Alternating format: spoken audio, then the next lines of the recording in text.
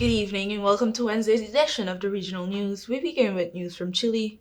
A Chilean appeals court on Tuesday ordered the reopening of an investigation into the death of the leftist poet and Nobel laureate Pablo Neruda in 1973, soon after the military seized power in a coup.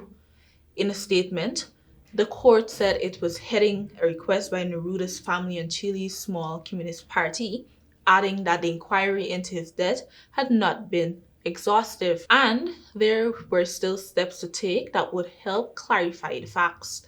Last year, a panel of international experts delivered a long awaited report on the death of the author of 20 poems of love and a song of despair to the Court of Appeals in San Diego. The panel turned over documents that included laboratory reports from Canada and Denmark, as well as reports from reviewing experts. Specific details of the experts' report were not made public. In its statement, the appeals court said it had also ordered handwriting test analysis of tests carried out by experts from the universities of McMaster and Copenhagen, and a review of the file and expert statements. In 2017, a group of foreign forensic experts suggested that Neruda had not died only of cancer, as officially stated, and did not rule out third parties being involved in his death in the first days of Augusto Pinochet's 17-year dictatorship. When he died on September 23rd, 1973, Neruda was a member of the Chilean Communist Party's Central Committee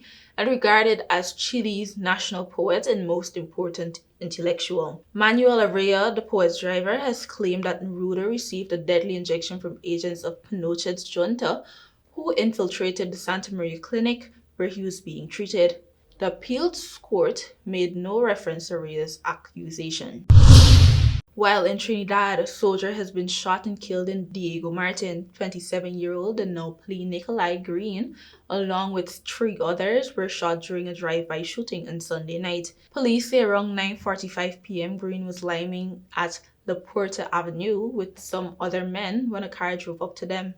2 men with guns came out of the vehicle and shot at the group. Green and the others were shot several times. They were taken to the St. James Medical Hospital for treatment. However, Green died. The 3 men, ages 18, 20, and 27, were treated and are in a stable condition.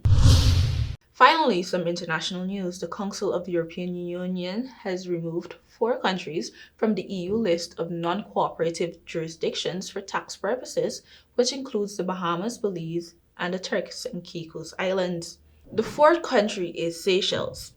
A statement issued on February 20th, 2024 said with these updates, the EU list now consists of 12 of the following jurisdictions: American Samoa, Anguilla, Antigua and Barbuda, Fiji, Guam, Palau, Panama, Russia, Samoa, Trinidad and Tobago, the US Virgin Islands, and Vanuatu. The Council said it regrets that these jurisdictions are not yet cooperative on tax matters and invites them to improve their legal framework in order to resolve the identified issues. The countries listed are within the scope of the EU screening process.